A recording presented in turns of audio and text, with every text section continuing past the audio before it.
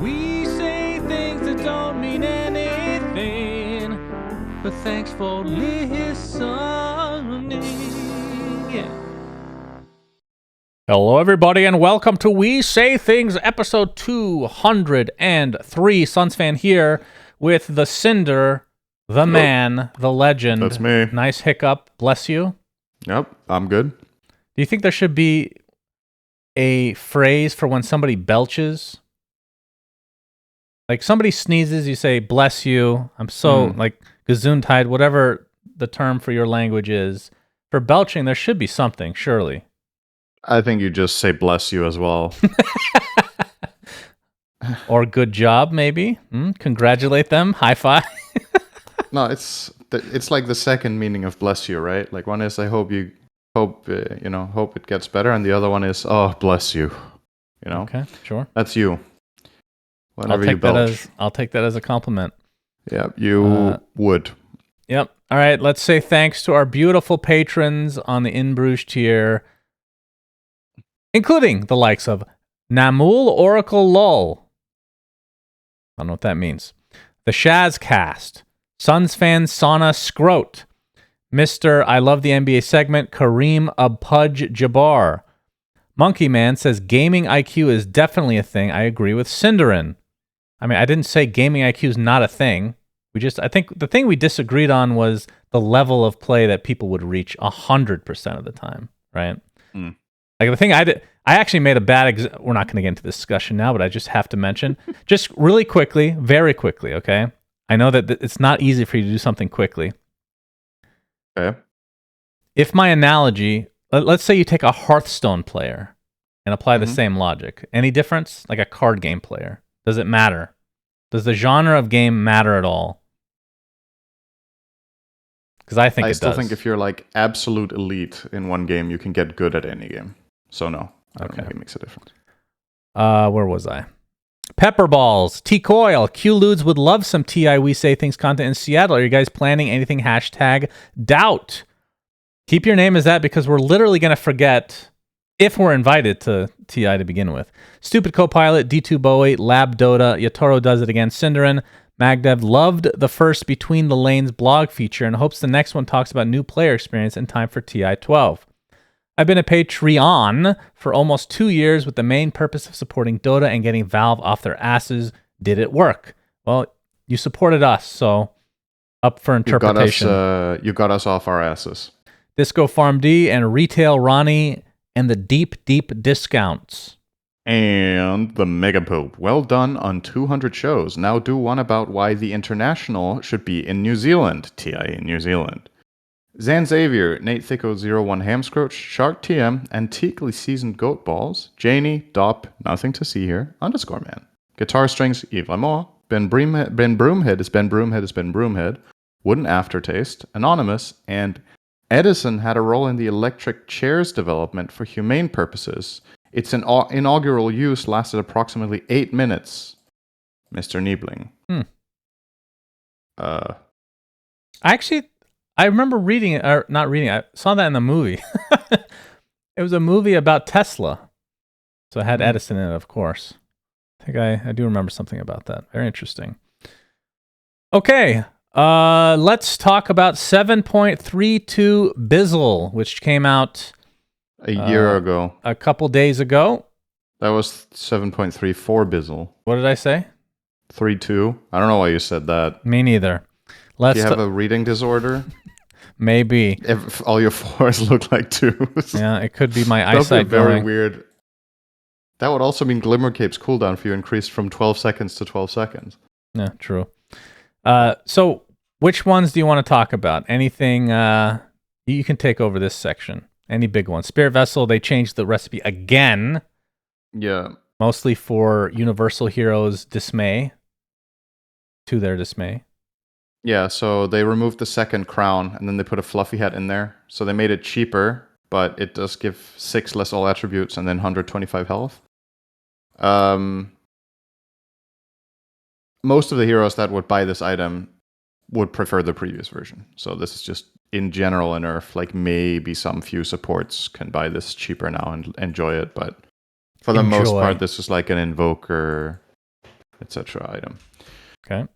I mean, the patch in general has a few small changes, right? I guess the main ones to look at are the ones that the heroes that were really crushing it on win rate. And then we can quickly give a shout out to Dazzle, who gets 15 extra heal on Shadow Wave level 1, and therefore will still be completely untouched for another year. So congratulations to Dazzle on being irrelevant for 3 or 4 years now. Are people playing it mid in the pro scene at all? I don't think so. I've barely seen this I have not hero seen in it years. as support, but I've seen it as core in meh rank. So it doesn't mean anything. I mean, this change makes it quite a bit better with very specific heroes like Naga and PL, like illusion-based carries that have illusions early on that you can heal bomb with, or Wraith King skeletons. Maybe there's something there, but it's like very niche. They renamed Demonic Conversion because Enigma no longer converts creeps. Very important. Now it's called Demonic Summoning. So thank you for that. Big change. And they giga buffed it in terms of mana cost. Went from 140 level 1 to 75 because Enigma got absolutely destroyed with this change. So they're trying to make it more playable. Ghostwalk got very nerfed on numbers, but essentially, aside from that, Invoker still works roughly the same way. He lost an armor, and the Wex cooldown no longer works on items, but he's still... The new Invoker is still very, very strong, for sure. Just scrolling through it quickly, because most things are pretty small. So, a couple of the heroes we talked about that were going to be boosted mega hard in win rate, one of them was Night Stalker. He got a nerf to his shard. That was the only change. Mana cost on it and a little longer, or 10 seconds longer cooldown, which is a lot, actually. But the base hero is still the same. And then we get to Sand King, who was the biggest winner of the patch, and now he's getting obliterated. So Yeah. I read a comment about this from the community, and it got me thinking, it was an interesting perspective where people are like, there are some heroes that are seemingly allowed to be powerful in Dota for years on end, or at least months on end. And then there's others that when they get buffed, they need to be nerfed so hard, so fast that Medusa comes to mind. Some sort of... Yeah, so I know it's difficult. So there's some heroes in Dota that have been relevant for like really long, like Io, which isn't a broken pub hero, but it's just been a really good pro hero for like years and years and years. And then you have some heroes. Sand King was a great example, who hasn't really been particularly popular for a couple of years. He gets buffed a lot, too much, I would agree. But the nerfs now are so severe that I don't know how good he's going to be after this. Maybe he's still going to be good enough. PA was starting to look a bit better now, and now she loses 2 agi and lifesteal. Let's talk about on creeps. For PA it's 40% penalty lifesteal on creeps. It's consistent with other lifesteals, so that's fine. But she just loses 2 base agility, and again, it's like, this is not extreme, but it's a decent nerf on this hero, and I don't know how good she was actually getting. Maybe she was getting too good, but again, it was a very short time frame. She was buffed for like a week, and then she already gets this nerf. So what did you want to go over? I wanted to talk about Sand King a little bit. So Burrow, the damage was decreased by 20 at all levels. So that's also going to affect the Aghanim Scepter, which was very strong. The Sandstorm movement speed now scales. Instead of being 100 at all levels, it's now 25, 50, 75, 100, which you're still maxing that spell, but early on, I mean, did you think 100 move speed was OP? It's still really slow, like really fucking slow. And I don't know how meaningful that was on level 1 Sandstorm anyway, because of how small the radius was, but... The Shard also was nerfed, so it does damage every 3.5 seconds instead of 2.5. And with it came a hilarious bug where did you see this one? Where if you purchased the Shard and then leveled Epicenter, your pulse would be going off like 10 times a second. So you just insta-kill everybody the rest of the game. That was in the game for a few hours. I got to test it. That's been a similar bug with Epicenter in the past. The exact same one. I don't know if it was for the same reason, but I remember when the Shard came out, with the movement-based Shard, you could just kill people in a blink of an eye by moving around. I think maybe that one, the bug was that there was a 0 missing or something, so it did a pulse every 70 range instead of 700 or something.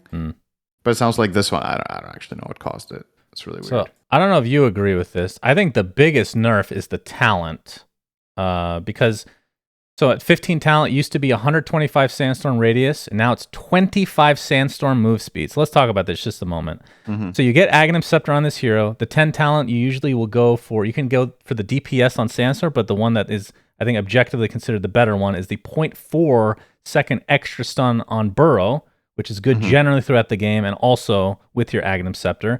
Then on the 15 talent, you get the radius, which before it didn't scale as well because there was, I would consider that a bug, but since this last patch, the actual burrows are based off the like percentage of your AoE. So it grows with the AoE. Really fucking good talent. And then replace it with, I want to say, the literal worst talent in the entire game, including level 10 talents. This is a 15 talent. You're increasing the move speed of the Sandstorm from 100 to 125, which is negligible. It's almost nothing. This is the worst talent in the game, in my opinion. Fucking horrific. I would be tempted to agree. This sounds really bad. I took it today just to see, just to put it to, just so I could say I tried it. I bet you couldn't even tell the difference. I could, but it's still garbage. You could. Okay. I mean, barely. Could have been placebo. Maybe it's not even working. It's horrible. And then on top of all of that, Sand King also lost 2 base damage, so he has a harder time getting CS and getting up to his first item, which is... It's always, or at least for a very long time, been really, really... One of the biggest reasons Sand King hasn't been popular is that his laning for a long time has been really weak. And now with this, you also nerfed his laning, because as you talked about, he can't really move very much in the level 1 Sandstorm, he does less damage with his stun, and he loses base damage. So he just got like 4 nerfs in a row, almost immediately after becoming good. We'll see. I mean, obviously, his win rate is gonna take a huge hit with this, but it's a matter of whether this hero's weaknesses now are so severe that he went from being a potential interesting candidate for Pro Dota to now kind of fading into obscurity again. Because I was excited to see some more Sand King, but we'll see. Yeah, maybe. And I think Sand King, in my opinion, throughout the history of Dota, when it was, I don't even know if it was ever truly popular, but when it was picked professionally in competitive games, it's one of the most exciting heroes to watch for a couple reasons. Yeah. Obviously, you have like this huge epicenter, sandstorm, whatever combo for team fights, and that's great. There's a lot of heroes that have something like that. He's also very evasive. I remember like Dota 1 and the early stages of Dota 2, when you would watch like WoW Dota or, of course, Dota Cinema top plays, there would be 2 heroes that would feel like they're very hard to kill, and you can get a bunch of kills while evading a lot of people, and that's Puck and Sand King. Yeah. And it's just a real shame, because this is, like, we get to see fucking Medusa. Nobody gives a shit about Medusa. Yeah, it's great that she's played again. That's great that you get an extra hero played in the competitive scene. But to leave it that egregious for this long, and then Sand King gets fucking dumpstered immediately. Very sad. Because one hero is actually fun to watch. The other is genuinely miserable. Nobody likes playing against it. Nobody likes watching it. Even the people that play it, they just have to pick it because it's good. They don't like playing it either. So what's the deal? Yeah. I mean, let's give it a week or 2 with a new Sand King and see just how bad it is. But I think this is pretty severe. Just from reading it. Usually when heroes are overtuned a bit in a new patch, maybe you nerf one aspect of them, maybe 2, and Sand King just got nerfs to seemingly everything. Base stats, 3 different spells, one of them is obviously only on the shard, but it's an important part of the hero, and a talent that, as you pointed out, might be the worst talent in the game now. So that's a lot to do in one fell swoop. And the problem for Sand King is that the alternative 15 talent he has instead of the Sand King, the Sandstorm movement speed, which he doesn't like anymore, or doesn't like compared to the alternative that he had, is Caustic Finale damage, which is very situational as a talent as well. So it doesn't feel great to hit level 15 as Sand King, I think, overall. Yeah, talk to me about that talent. Why is that even a thing? It feels like you're already killing creep waves. It almost adds nothing for you. Like, if you kill a hero, sure, it's going to do a little bit more damage, but it's actually a worthless talent as well. Like, I would actually go stats over the 15 talent with this hero, especially considering it's universal. Yeah, I think he just should have something else on 15 than this. I agree. I mean, maybe against some really specific heroes, this could be interesting, but like for the most part, it's just Another not the nerf greatest. was for Undying. Heroes for Grab Ally, of course, everyone's favorite. Heroes inside the tombstone are now stunned for 3 seconds if it gets destroyed. So you just have to come out before it gets destroyed, which I think generally is not that hard unless you're going against like a little shredder or some really good comp at killing the tombstone. But it's kind of like getting stunned off of a tree as Monkey King. That one's 4 seconds, I think, so that's more severe. But still, is this good, Synderen? Do you like this change? I mean, I think they're trying. So this is the thing, right? Like they recognized that Grab Ally was too strong, and now they're putting multiple levels of nerfs on that particular ability on this hero. And it begs the question, was it inherently so unfair that the drawbacks needs to be more and more severe with every patch? That is it good design then to begin with? Like, is this something we should keep in the game? I know what your answer is. Of course you want it, because you love this spell. But would I love this spell if the name was something normal? Probably not. It's just the name, right? It's fucking Grab Ally, man. Yeah, I'm not sure. I mean, I'm a fan of them obviously nerfing this in general because it was extremely egregious when it came out, but they've nerfed the way it interacts. They've nerfed, what was it? So I'm losing track of the nerfs they've put on it now. I think this is the third or the second one. So obviously now there's the stun if it gets destroyed. It has shorter grab range, right? Which was also a nerf that it got. And then it also got an additional one. It's the one where you can cast it on somebody, which I guess is a buff, but if you put it down, you have to enter it yourself. You can't be put into it by anybody else. So basically, you can't be stunned and enter it. Yeah. Unless Undying casts Tombstone on you directly. Yeah. Okay. Want to highlight a big buff, which a hero really deserves here. I don't know if this was the one I would have put on it, but Venge just got 0.3 second stun on all levels. Magic Missile was a pretty bad level 1 spell, so I'm a really big fan of this spell in particular getting buffed. Still don't know what I think of the whole wave of terror shenanigans with it dealing both minus armor and the minus flat or minus percentage total damage that it does now, but I like this buff to the hero. I think was sorely needed. I think Magic Missile was just not good enough compared to a lot of other heroes and what they have to bring to the table. And of course, Venge has other shortcomings in laning. She has bad range, which is a huge problem for her as a support compared to a lot of other supports. So, fan of that one. Witch Doctor, should mention him as well, because he was also one of the biggest winners, so he gets plethora of nerfs here. He loses 3 base damage, he loses 0.2 int gain, Death Ward loses 100 attack range, Death Ward gains cooldown, and Death Ward's 25 and 20 talents both get nerfed. So, another hero that became popular just now because he was really strong and now gets like 3 or 4 nerfs in the same patch. But I think he will still be played competitively. These are less severe than the Sand King ones. Like the fact that really Death Ward does pure damage, I'm telling you, a level 1 Death Ward, even against like a hero that's double your levels, like a level 12, it fucking destroys them. So I think this hero is still really strong, but and it's also, when you look at these numbers, almost all of the nerfs are on Death Ward, right? He lost a little bit of base damage and some int gain, which is obviously 3 base damage is a decent amount, so his laning will be weaker, but in the grand scheme of things, the majority of this is about his ulti, which is only, a part of the hero. For Sand King, it was like his primary kit that got nerfed. It was Sandstorm and Burrow Strike, which is what makes the hero, right? So, I would not say for me that Death Ward is what makes Witch Doctor. It's obviously one of the things that got buffed the most about him, but when this spell was a lot worse, the hero was still playable because his other spells are still really good. Maledict is amazing. Yeah. Cask is still a really good spell. Your heal is great in certain lineups. So, well, it should also keep in mind now that you're able to get shards pretty easily. The shard is his ult as well, right? This all affects the same thing. So that's true. So Switcheroo gets nerfed as well. That's fair. I guess it gets nerfed on the attack range, but that's it, right? Because Well, on the 20 and 25 talents as well, of course. Yeah, the talents as well. Yeah. Okay, so that is patch 7.34b. Next, we can talk Overall about fair, I would say, for the most part. The Sand King's, for my opinion, a bit too much, but the rest is okay.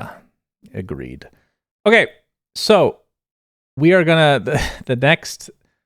There's 2 topics today that we're gonna be doing that are a bit old.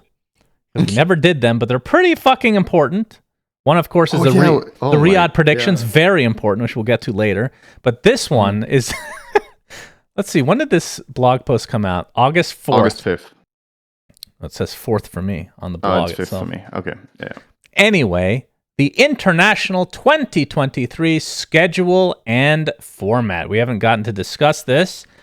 Should I read the whole thing? I guess we should. It is a very long post.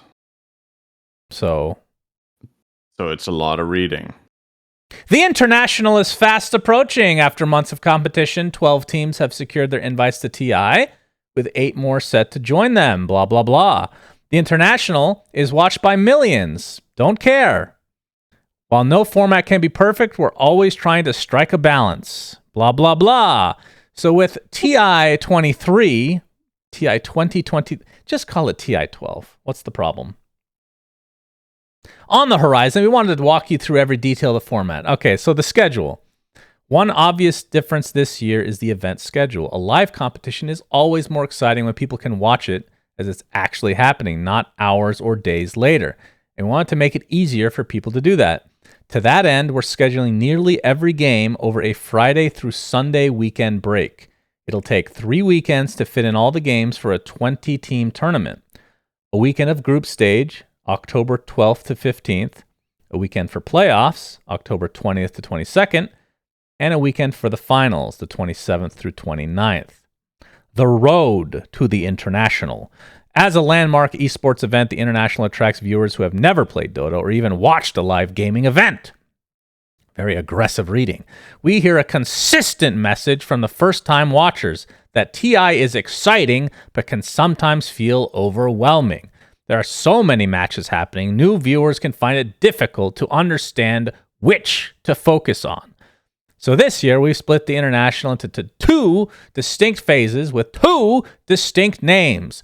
The road to the International, which includes group stage and playoffs, and captures all the drama of pitting the best 20 Dota teams against each other until only 8 remain, and the International itself, where those final 8 teams battle to claim the Aegis of Champions. So if you're already invested in Dota, and if you already read this far, probably yes, and want to watch every step of the journey, you'll still start it with the road to the International. You can watch the group stage as you normally would, and the playoffs will still be played live in front of an audience.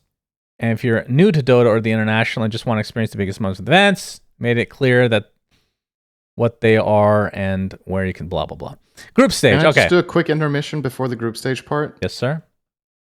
How much do you think this naming convention actually matters? Like, I read this and I think about it and I'm like... It doesn't. Well, does this make it...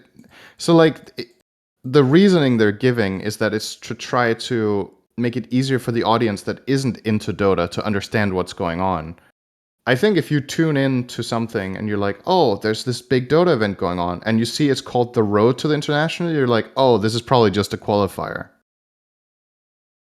True. Right? If you have no idea what you're watching and you tune in and it's called The Road to something, my instinctual feeling when I watch something like that will be, oh, this is not that big. It's a qualifier. The good tournament comes later. The Road to the International is really good. It's the world elite playing an elite level tournament.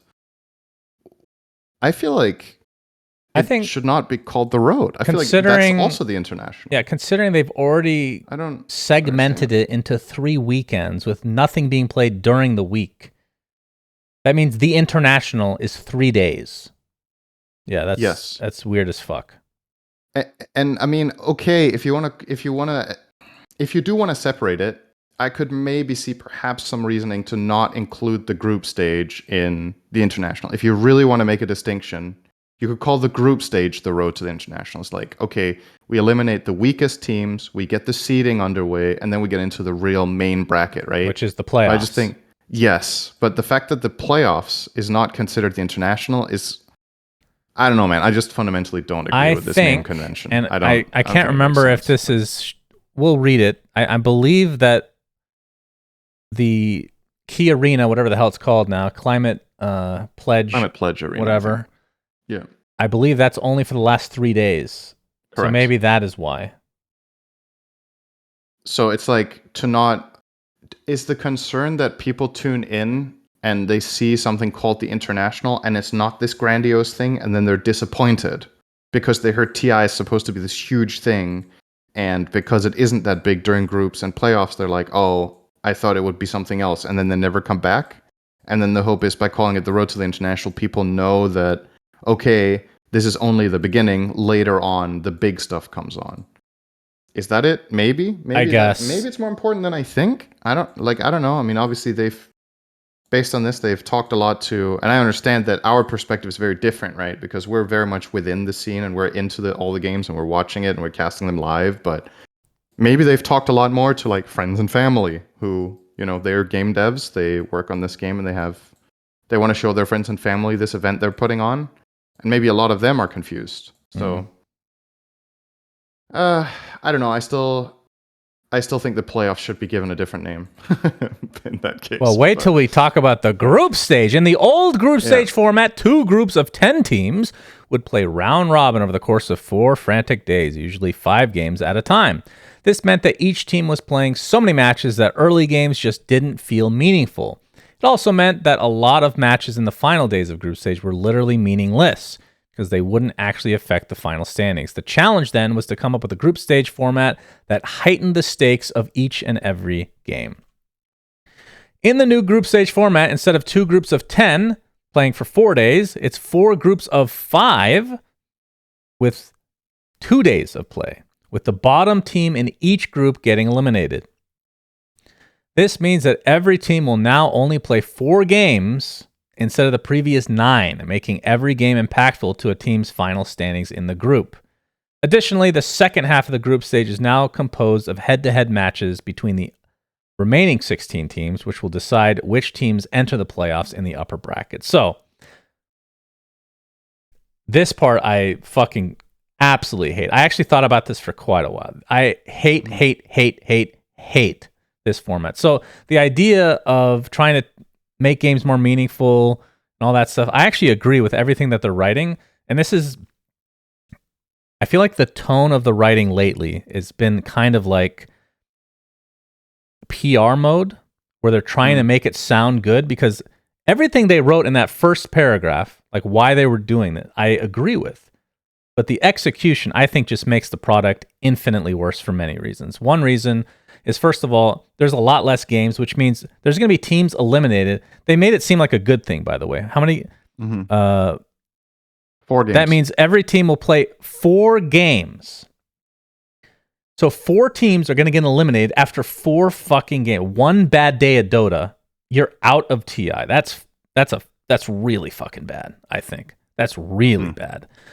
And then on top of that, you get first in your group, and then you lose 1 series and your lower brackets. Am I reading that right? For the playoffs. If you're first in your group, you're playing 3rd or 4th of another group. Yeah. And that decides the playoff bracket. So you could go undefeated. Then you have 1 bad series, 1 best of 3. I assume it's a best of 3, and your lower bracket. That sounds correct. This is the worst format of any tournament I have ever heard in Dota to this fucking day. That is insanely bad. And of course, they're trying to package it as a nice thing. Like, am I wrong in anything that I'm saying? This is horrific. This is like the worst group stage format ever.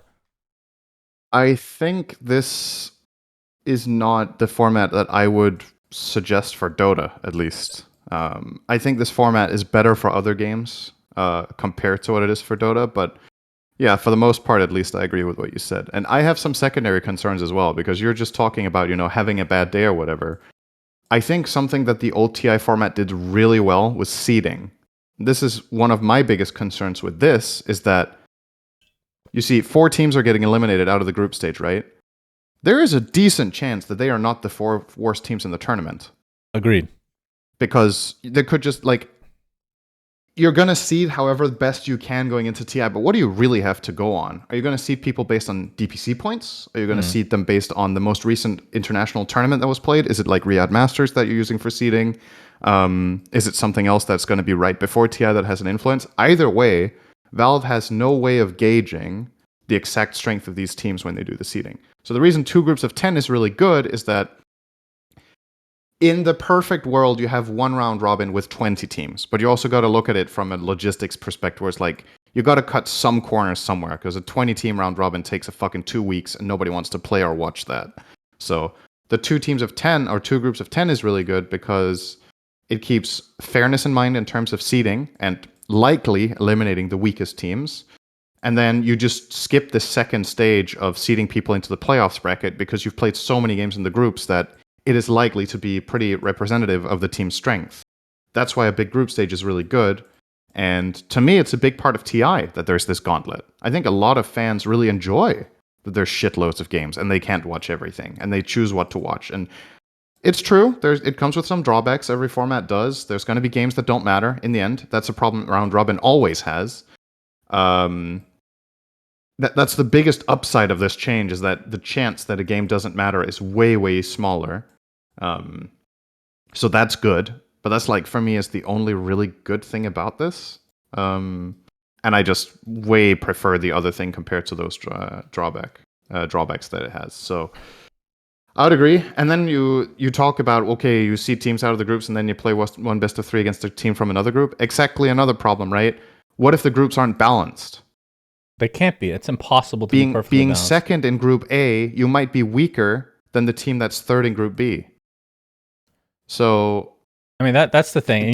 You mentioned does this solve anything then? Like, it solves it by you have less games. That's literally the only thing they want is less games.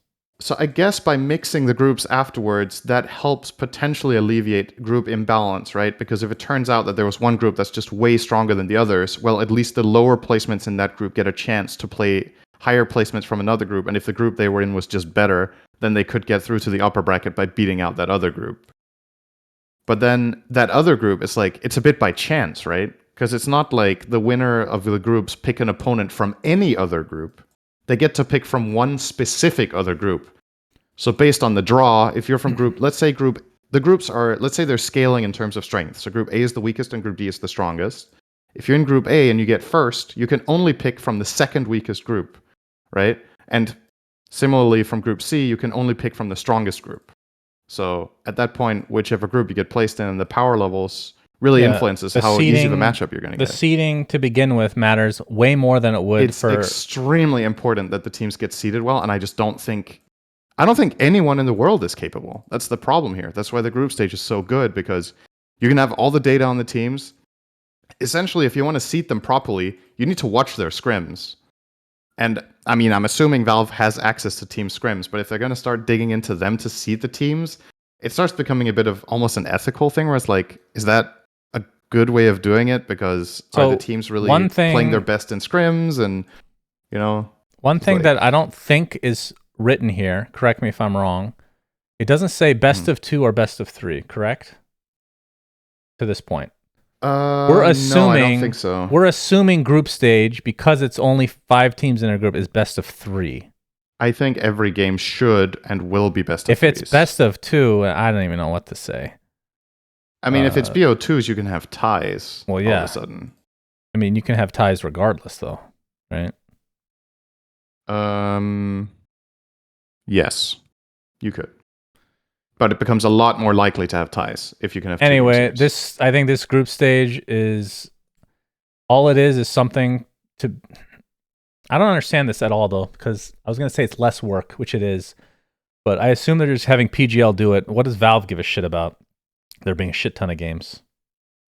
So I guess that it's less work, which I don't think they care about now that I think about it. So it's all about the impact of the game. They're trying to do like almost like a March Madness type of deal, where I mean the big reason that March Madness, which is college basketball, is so popular is because it's best of ones, right? It's literally do or die games, and that's if it wasn't for that, I don't think it'd be nearly as popular. So obviously this isn't exactly the same because you can't have that, but they're taking one extreme and making another, kind of.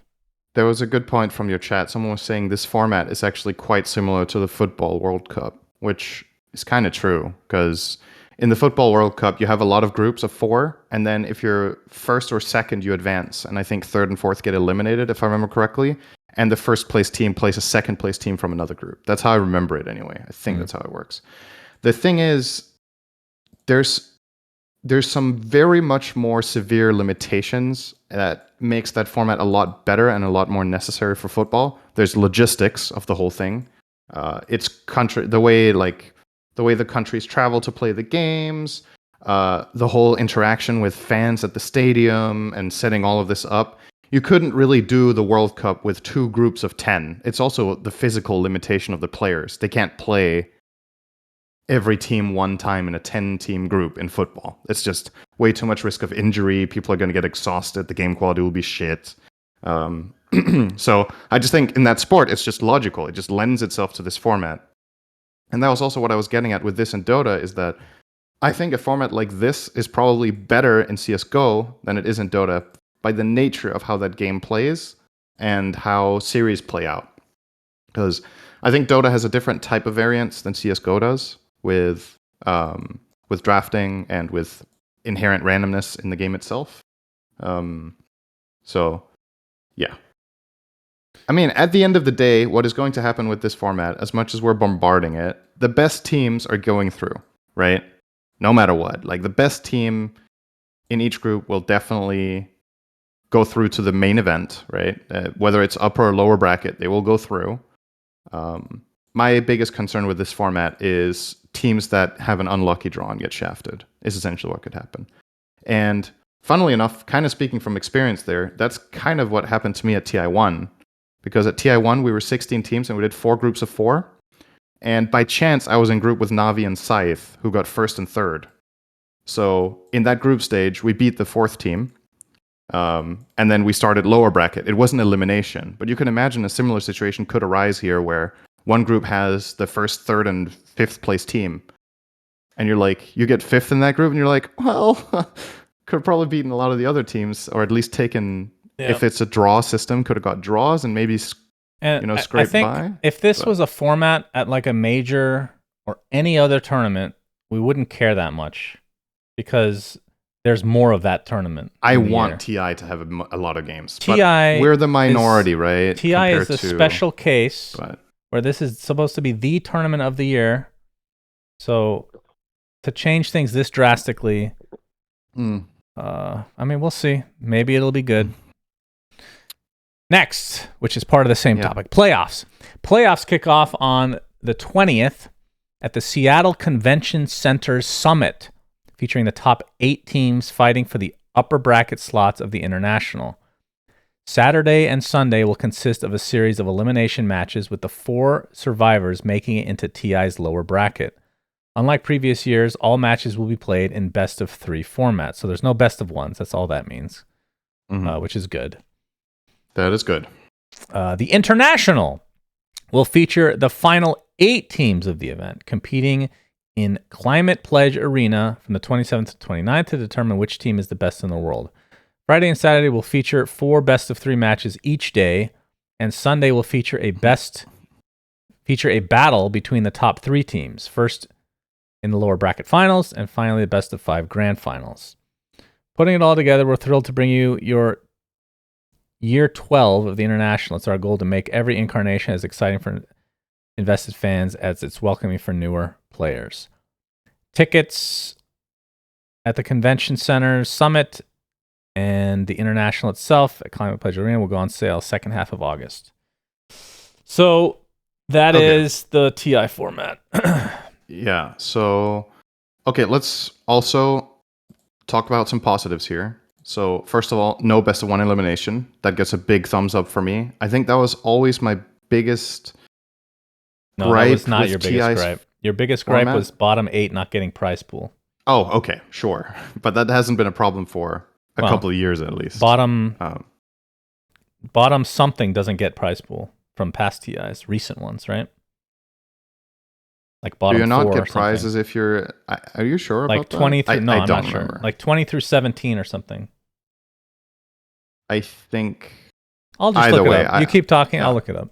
Yeah. So no best of one eliminations, which I think some people will think is a shame because the best of ones have some sort of special aura around them, and I can understand that perspective of it's a best of one at TI for everything, for survival. You know, these games are super hyped, the teams are nervous and all of that, but I think high stakes games of Dota of that kind should not be best of ones for variance reasons. I think there's a decent chance in a best of one format that the weaker team wins. And yeah, I'm a big fan of the BO3s because it means if you get cheesed or you have a bad draft, you can still come back. Last year's TI, it only shows 18 teams. Were there not 20 teams last year?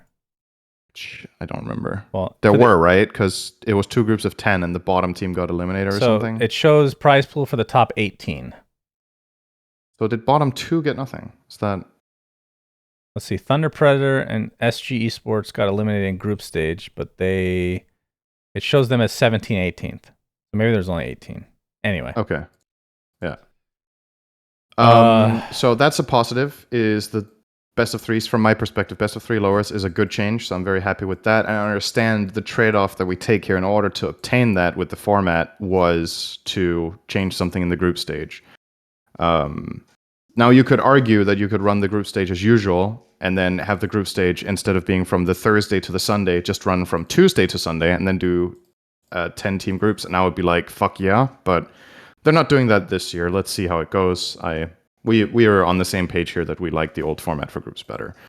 Another positive, we were worried, or we were debating whether the playoffs would have a live audience, and that's now confirmed that they will, because the only thing that they had announced until now was the finals in the Climate Pledge Arena. But now we also know that all of the playoffs games will have an audience, so that's good. I don't know at Benaroya, though, sadly. It's not at Benaroya, so that's unfortunate, because we would have absolutely fucking loved that. I would like to think that Valve actually tried to get it, but I don't know if they did. It would just be the perfect return to Seattle to have that for the playoffs. But maybe it was unavailable, maybe it didn't line up well, etc. But I don't know. I don't know if you know anything about this other arena, the Seattle Convention Center Summit. I don't know how much capacity it has. I don't know what it looks like. I tried to Google some capacity, and it gave me the capacity of the entire convention center, which is obviously not what we're using. We're using the summit of it. It has capacity for 1,100 booths or 8,000 people seated. But is that the summit of it? I don't know. Because I thought if that is the summit, that's awesome. I think that would be, having up to 8,000 viewers, or live audience, would be a great upgrade from last year, obviously, which was a bit of a letdown. I think the arena that they set up last year in Singapore was actually pretty cool, but it was just not big enough for TI. But with what they did with what they had, I thought was pretty damn nice. But yeah, it was... What do you think about the 3-weekend thing? I think that's the final thing we haven't talked about. That's the biggest change.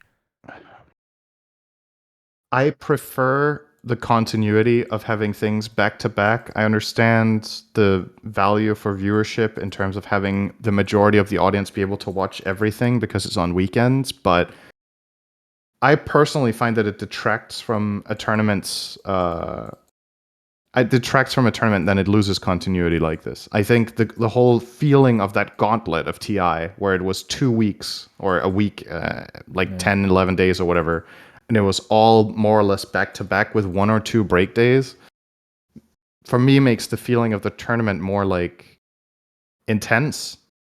And from a player's perspective, I think the bigger breaks, it's hard to say who that really favors, but it does give certain teams time to recover from slumps, and it gives teams that are ahead time to be caught up to. So it is pretty likely that the result of a tournament of this kind will be different than the result of a tournament of the other kind. And then it's just about what kind of team are you, what kind of teams are the others, and how do things play out. It's not like it's not like this is unfair or anything. It's just different. What about from a viewer perspective? Yeah, so that's where I don't. That's what I don't really know. Right? Is like I'm sure there's going to be a lot of people that are really happy with this change because they're like, "Fuck yeah, I can watch almost all the games of TI. The previous years has been so hard for me with work." Maybe a lot of people used to take holiday for this. Maybe they can't, or the more casual viewers won't want to take holiday to watch, and that's completely fine. Um, I don't know. We did an experiment last year, right, where we had the group stage and the playoffs basically back to back, and then we had this 5-day break before the finals. And for me personally, already that 5-day break was really long from a tournament perspective. Now we have it twice over, like 2 5-day breaks.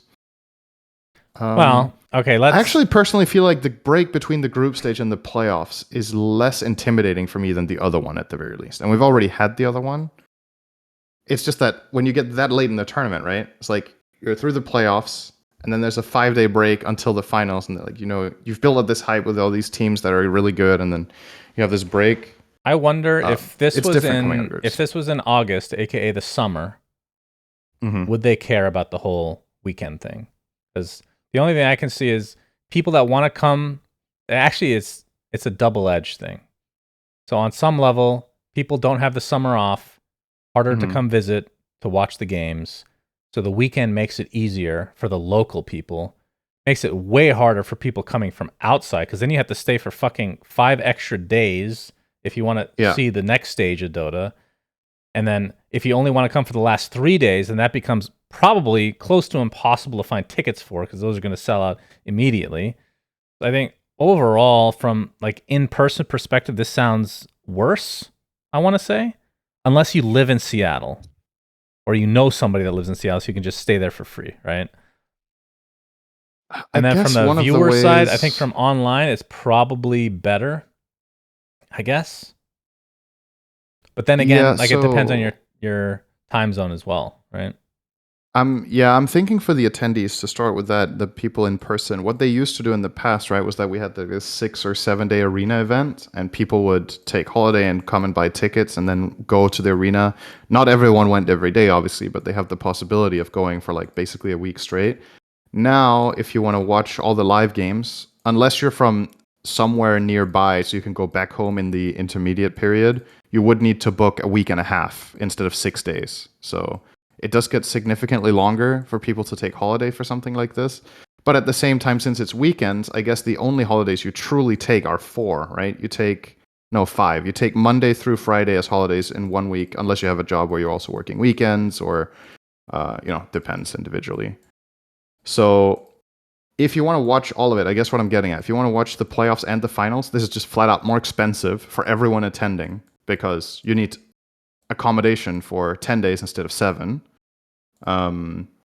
And you will have these like 4 days of Dota void to fill with other stuff, which for some people is going to be great. You just do tourism stuff, you go out, you experience other things. But for the people that specifically just want to go on a Dota vacation,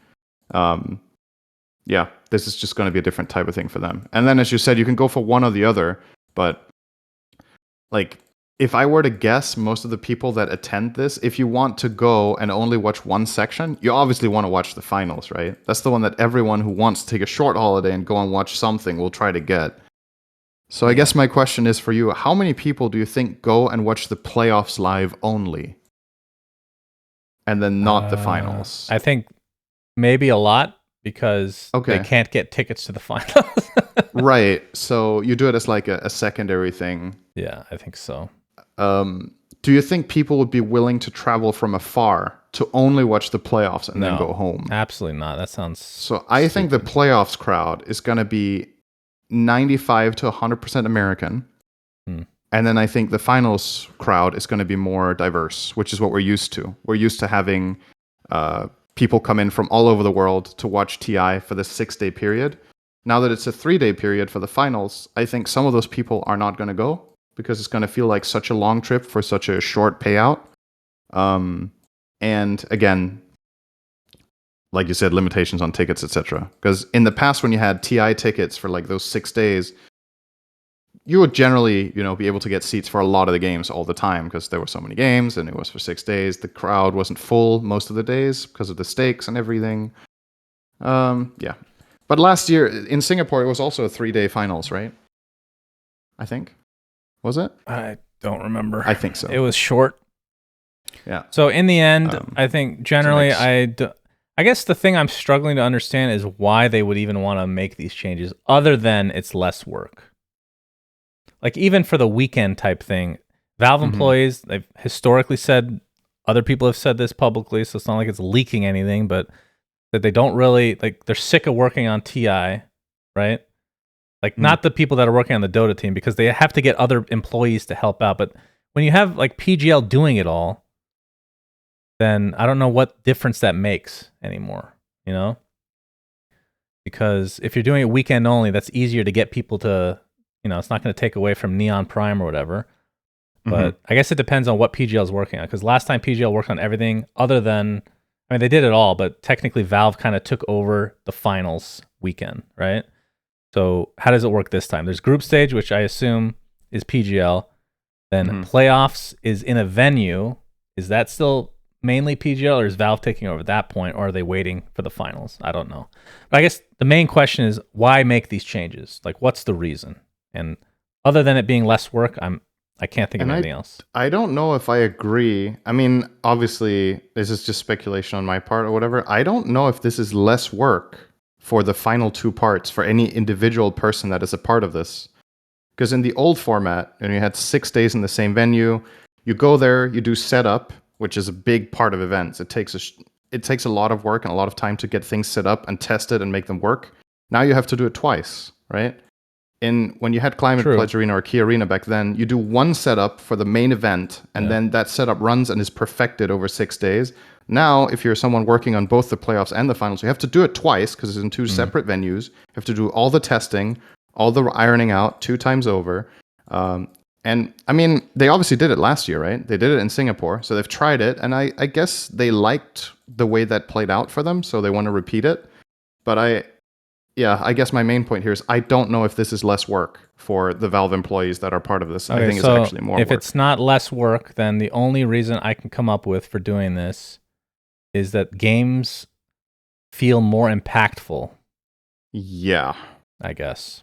And I think which remains to be seen if that's even going to be true, though, right? We'll see. I think what they disliked about the older TIs was to see the main arena be a third full for many of the games. And I think they're hoping with this division and this short intensity format per weekend that the people attending will go and watch more or less everything. So the arena is going to be packed and the atmosphere is going to be different. I think that is the biggest positive in this rescheduling or restructuring. I also said that last year.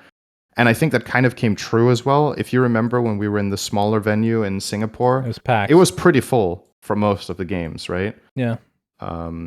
So we'll see if that is the case. If this has an 8,000 capacity for the playoffs, if that's also going to fill up. But yeah, I mean, in conclusion on all of this, I think the thing that I dislike the most is the group system. Them changing the schedule around to run for 3 weekends. I think there's pros and cons, so that's okay.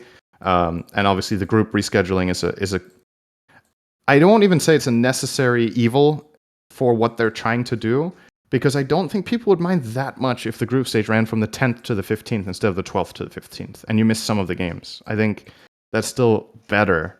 But yeah, the other stuff is... I think there's pros and cons to the other things. Do you think the panel's going to be in Norway again? No, I don't think so. Okay. But we'll see. What do you think there's going to be a panel for? What do you mean? Do you think it's going to be a panel for all games or playoffs and finals only? I think playoffs and... Wait, what did they have last time? It was all remote group stage, right? I think... Yeah. I think it's going to be the same as last year. Okay. Yeah. It'd be my guess. All right.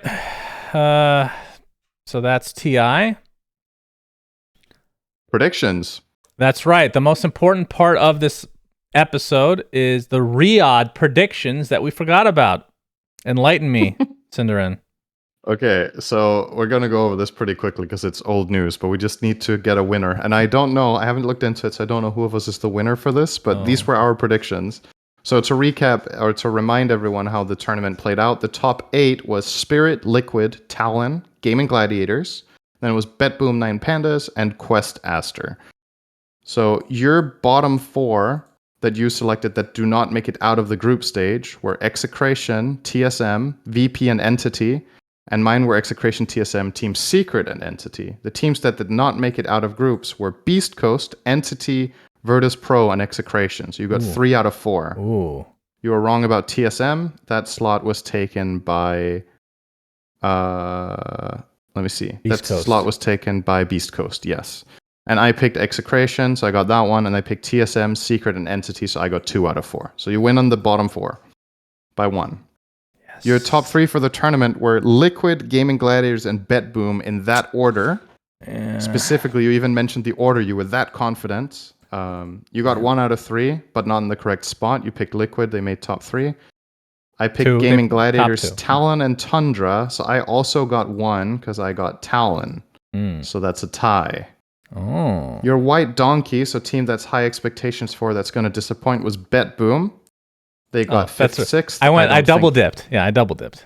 Yeah, I don't think that qualifies as a White Donkey. That's a pretty good result. Yeah. I picked Liquid. I think that's really awful. So you win on that one. Yes. And then the Dark Horse, you picked OG to do well. They got 13th, 14th. I picked Aster. They got 7th, 8th. So I win that one by 1. So I think overall, if I have to be honest, it's a slight win for you by the thinnest margin possible. What do you mean slight? It was by 2, at least. No, it was by 1 because I got the Dark Horse. Whatever, I win, bitch. It's okay. You win. Yes. Speaking of predictions, we need to do some TI12 qualifier predictions now, Shannon. Oh yeah, that's true. And I think what we predict here is who makes it and nothing else. Okay, so not about any placements, about who's close or whatnot. So just the slots. So NA 1 slot. Teams are Nouns, Felt, Dogchamp, Bait, Wildcard, The Cut, C-Dub, Sand King Gomez, Ravens, Lucky Bird, American Goons, Tilted Boys, and Grin Esports. And I should mention in the conversation that Wildcard is a different team than you remember. Yes. It is now Sammy Boy, RCY, Sunlight, Taiga, and Husky. Because Husky was removed from Nouns, so he's now with Wildcard and is being joined by Taiga of all players. You're going to write this one down? Sure. Let's do TI predictions. Okay. Qualies. Okay. Nouns. I think we're both going to go nouns. NA gets 1 slot. Okay. Really? Yeah, Nouns have K1, by the way, as their carry now, after replacing Husky. Yamson is now playing 5. That's the only thing that's questionable is Yamson playing 5, but I think they'll still win. Yeah. If you put me on the spot, I agree. So let's take Nouns. Okay. South America. 2 slots. So 4. Why do they have 2 slots again? Because SA did better internationally this year with both Beast Coast and EG. I think that's why. I think the results of the region have improved enough that they were allocated a slot from... I forgot which region they cut one from. Was it? Did NA have 2 slots at any point? Don't remember. Anyway, 2 slots here for either Thunder Awaken, Infinity, Akatsuki, Keyed Stars, Balrogs, Universitario Esports, okay, interesting, Infamous, Mad Kings, Lava Esports, No Ping Esports, or Kali. The teams here that have DPC points are 6 of them, actually. But, okay, I'm curious what you think here. I think this is harder to call. I'm going off of rosters mostly. I'm going to go Thunder Awaken still. Yep. And I'm going to go Keyed Stars. We have Costa Bile and King RD as the only Analog. Sure. And KJ, actually. There's a lot of known Brazilian players. Full Brazil roster. Okay. I will also take Thunder Awaken, but I will not take Keyed. I think this is going to be a bloodbath, by the way, this qualifier. I'm leaning... Infinity or Akatsuki. I don't know who I want. So their rosters, just for reference, is Infinity is Lumiere, KXY, Vitaly, Michael, and Gardic, and Akatsuki is MNZ, Leo Style, Frank, Kiri, and Prada. Fully Peruvian team. The second one, that is. The first one has one Bolivian. There's so many Peruvians that are high skilled in Dota. It's actually crazy. Like among all of these teams trying to qualify for TI, I want to say more than half the players are Peruvians. They are, actually. More than half. I will take Akatsuki. Let's do it. Okay. Western Europe. All right. Go ahead. 2 slots for Quest, OG, Entity, Level Up, Luna Galaxy, Nigma Galaxy, Team Secret, KZ Team, Into the Breach, Ancient Tribe, and Alliance. This is where I'm going to lose, I think. This one's going to be hard as well. I'm going to lose on this one. All right, well, I have my 2. Okay. Are you going to lock in your 2 first so we don't copy each other? Oh, you don't want to copy? Okay. Yeah, I don't want to influence you. Let me think.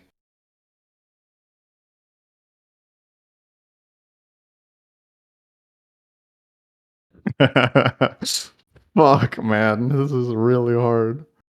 Lock it in, Cinderin.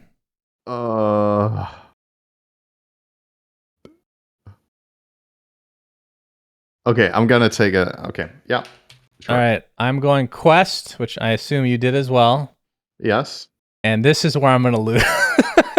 Okay. I'm going to go with the TI winners, Secret, who will win TI, because it's set in stone. Puppy will win this TI. Okay. All right, I took Quest. Who do you think my second team is? I was probably OG. I took Nigma. Okay.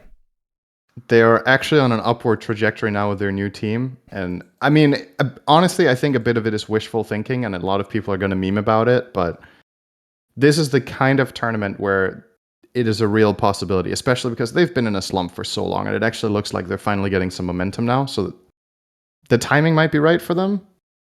And honestly, if you look at some of the other favorites, I would say OG and Entity are on the down, right? So they are. Your historical stuff from the last few months might not actually matter as much.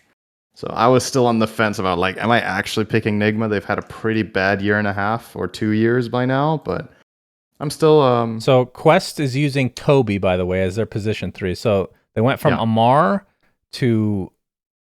Was it was his name Malik? They had Malik as a stand-in, yeah. Or is it Malreen? It was Malik. Okay. Malreen's a mid player.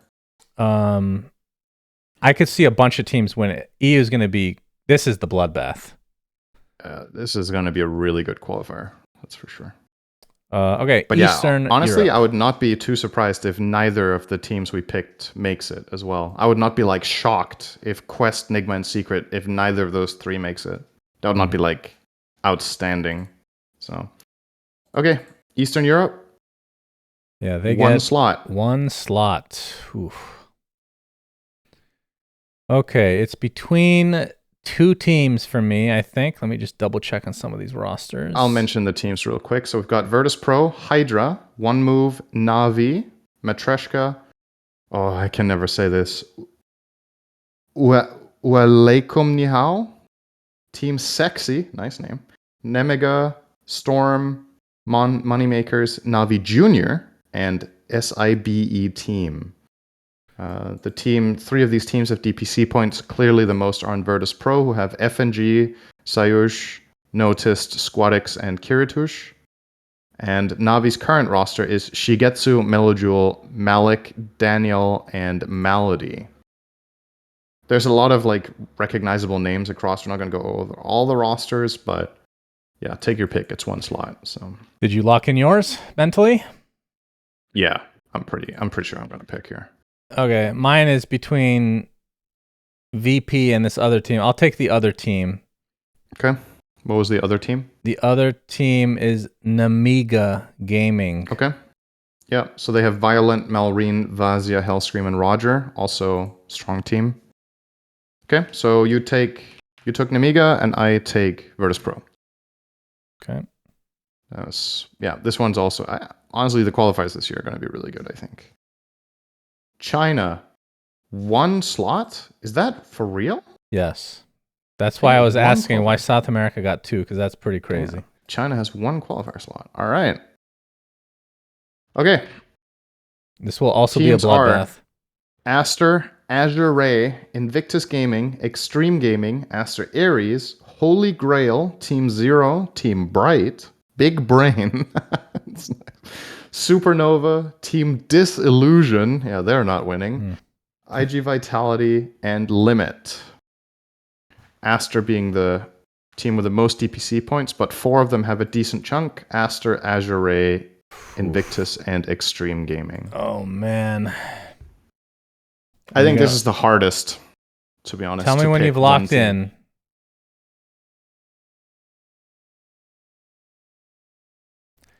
God, I feel like this is my heart more I've than locked my brain, it in. But okay, I'm going to take a risk here. I know which one. Okay, we're picking the same one then. So I actually think Azure Ray will win this. Okay. You agree, right? That's your pick. Yeah, I picked them too, but maybe it's wishful thinking because I just want to see these players on the big stage, right? Yeah, it's Lu, Somnus, Chalice, FY, and is that is it Chanming, I think? I don't know how to say his name. I think Aster, they could win this, of course. I think they're the favored one, but I feel like so many times that they either look pretty good or horrifically bad. And I don't know if it's because I keep casting them when they're playing horrifically bad, but I just don't think they're that good. So I will not pick them. And Azure Ray's lineup is insane on paper. And they did, they have 400 DPC points, but they're a relatively new team, right? This is the first. Yeah. They went through Div 2, I believe, and then this was their first season as Div 1, so I think they'll win. But it'll be a good qualifier. I mean, either way, for Western fans of Dota in general, it's really good news for TI if either Aster or Azure Ray makes it, right? Because Azure Ray has probably the single most celebrated Chinese player from the Western audience, which is FY. Together with, Ame, FY, and Somnus are the 3 biggest Chinese names in the West in general when you ask people. And 2 of them are on this team. So Western fans will be happy to see Azure Ray on the big stage. And if it's Aster, you've got Sumail, who's obviously a superstar. And you've got some of the other candidates for, Western fans, especially Kaka is someone that Western fans have been celebrating for a long time as well. So, and Monet as the carry. So like either of these 2 teams making it, Western fans are definitely going to enjoy. I wonder who the Chinese fans would rather see. I think a lot of the Chinese fans would probably rather see Azure Ray out of nostalgia reasons, right? Because they have all these like Chinese superstars, but at the same time, they're also really big Sumail fans over there. So yeah. I think this is spicy. Okay. Final one, Southeast Asia gets 1 slot. This one's hard too. This is really hard. So Execration, Bleed Esports, Blacklist International, Team SMG, which we haven't mentioned but now have No One and Mid One in the same team, which is very interesting. Geek Fam, Army Geniuses, Boom Esports, Neon Esports, Made in the Philippines, Myth Avenue Gaming, IHC Esports, Spawn Team, UD Wesuwan, and Vision. Okay, I've locked mine in. Okay. Oh, that was fast. I need a second to think here. Fuck, man. There's a couple of teams here I'd really like to see make it. All right, talk it out loud. I've already picked mine. Okay, so I think Bleed is probably the team that will have the most international fanship because they have Ice Ice Ice, DJ, and Dubu. These players have a lot of international fans. Then you've got the fully Philippine team Execration, who had the best season overall for these teams in terms of DPC points. You've got Blacklist International that has another Philippine superstar team with Raven, Carl, Tims, and Cuckoo, and they brought in KP in offlane. I'm a big KP fan. I really like the guy. So that's another team I wouldn't mind seeing it. And now you've got SMG with No One, who's a legend, right? Coming in and playing in an SEA team for the first time. So yeah, that should be interesting. There's a lot going on here. And then you also can't not mention Boom. They bought in Baboka for position 4. So that's a really big change for them to have him play there. Yeah, this is really exciting. And I mean, I'm browsing through more of the teams, and there's players you just recognize from over the years. In Your Dream on Army Geniuses, obviously, with Yoe. You've got Miracle playing for Myth Avenue, but Polosan, Ponlo. Okay, I'm picking Bleed. Who do you take? I'm taking Blacklist. Okay. They're going to let me down again. I know it. They always do. I keep looking at their roster. I'm like, holy shit. This is superstar roster. How are they third in DPC points out of all these teams? I know a lot of them are new now, but still. Do you think they're a bigger superstar team than Bleed on paper? Yes. Okay. It's not that Fair big. enough. It's not that big of a step, but yeah, I think so. Okay. All right. Well, let's see. How many do we agree on? There's a decent amount of difference. Yeah. Okay. We actually disagreed more than we agreed overall. So are we, just for clarification, if neither of us pick a team that's through, do we get points for picking the team that got closer to getting in, or is it just a zero? Yeah, let's say that. And let's just say it's binary. So whoever is closer gets a point. Not I was closer by 3 and you were closer because by we 1 could just do it if there's a tie, then we go with those rules. I'm sure we'll figure it out on the spot.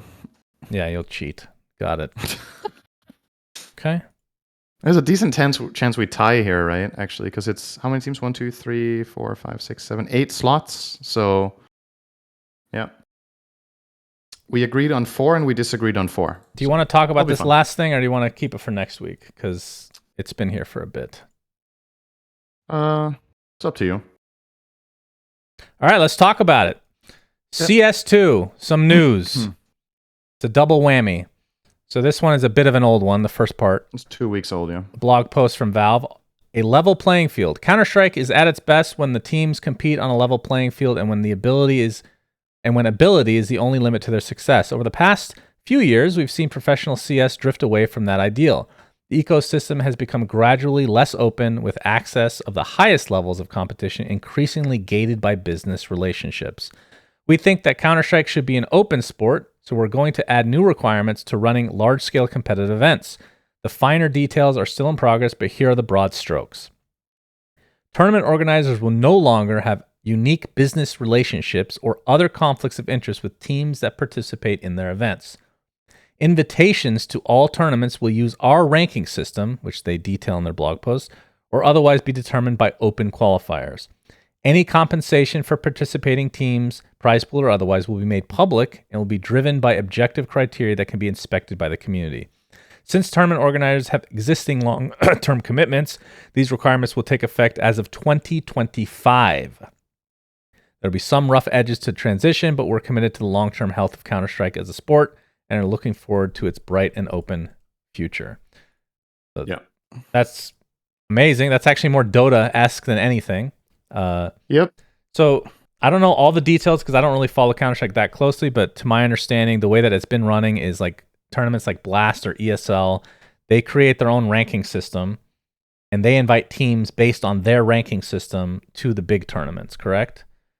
And I think it's not even necessarily that simple. I think the reason they specifically mentioned business relationships is that certain organizers have contracts with certain teams that guarantee them invitation and participation, and then in return they have to show up. So it's like a way for the tournament to guarantee that they will have these teams there, and then it's a way for the teams to guarantee that they will have tournaments to play. So it's like a two-sided thing.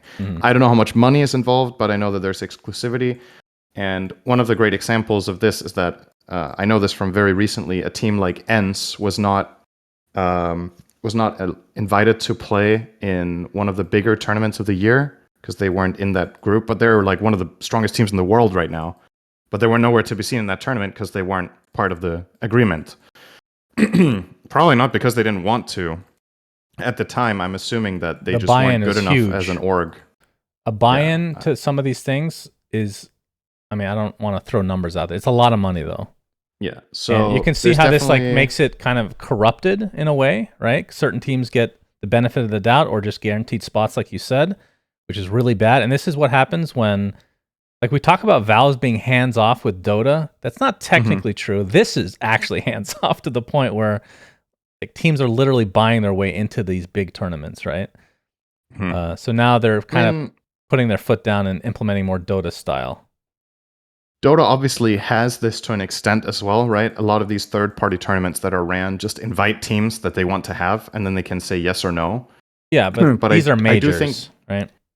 Yeah, so first of all, not necessarily... They're really big tournaments, right? Yeah, I guess you could call them majors. So that's one thing. And the other thing is the Dota tournaments, to my knowledge, this could obviously completely be wrong, but I think the invites are not financially driven in the sense... Actually, that's not true. I think teams have been paid to participate in tournaments, so I'll take that back. I think that has happened. But I want to say at least the scale at which it's happening and the reward is that more of the time compared to the CS shenanigans, it's teams get invited. The organizer can invite whoever they want. Obviously, it's their tournament.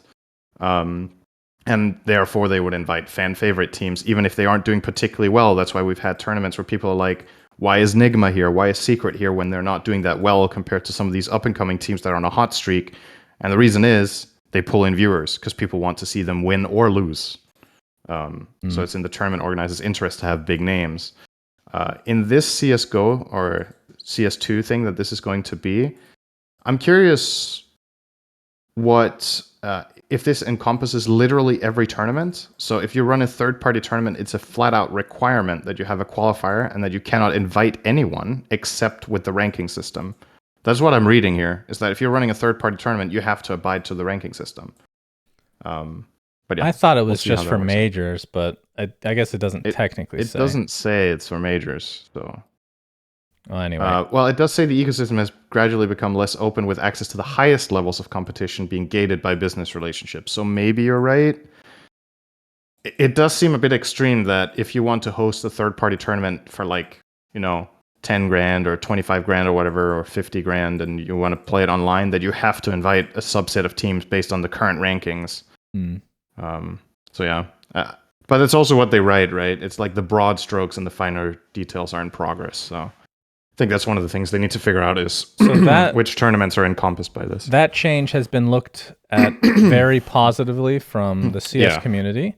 For sure. And then in terms of CS2, which has been updating, they've been updating a lot more often, by the way. I've been playing a bit. They added maps. So Vertigo, I played briefly. Ancient, which I'd never actually played before. Anubis, I didn't actually get to play it, but they added that as well. Trying to remember, there were some other maps as well that were basically everything except for Inferno, I think, in terms of the diffuse maps has been tested. And recently they made an update where they added Italy and they actually got rid of all the diffuse maps. So it's literally all you can play is Italy, which is a hostage rescue, which begs the question, I was actually thinking about this. What's the point? I know there's nostalgia involved, but do people actually play Hostage Rescue? Because even back in the day, like once diffuse maps came into play, I feel like the Hostage Rescue were just...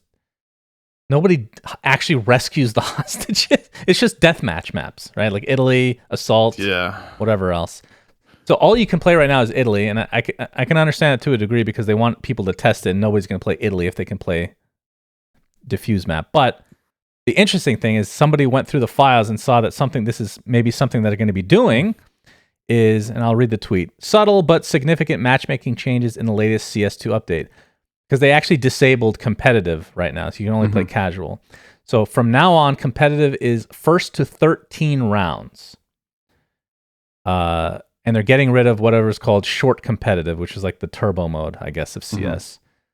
And the overtime will only have one overtime, which I think was just 3 rounds each side, if I'm not mistaken. And then if it ties, then it's just a tie game. So part of it is from Valorant, which is 13 rounds to win instead of 16, which I've been talking with Nikki about this for a while now because we played Valorant for a while and then we're back to Counter-Strike. CS games do seem like they go on too long.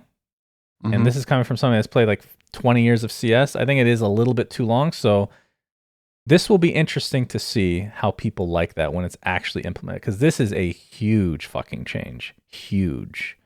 3 rounds less is, for 1.5, that is enormous. Yeah. Well, it's actually 4 rounds less. It's 12 round halves, essentially, instead of 15 round halves. I don't know if you have an opinion on shorter games. And if this could just be a thing that they're testing and they're not going to implement fully. Who knows? I think it's good to make it shorter games. I don't mind that.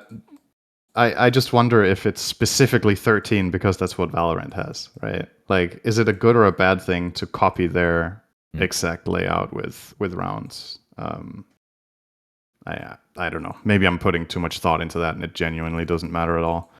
And then the whole timeouts seem to be shorter, right? I think the current timeouts in Pro CS are longer than 30 seconds. So that's probably something that both Valve and fans want. They understand that timeouts are a pretty big part of the game, but probably that they last too long.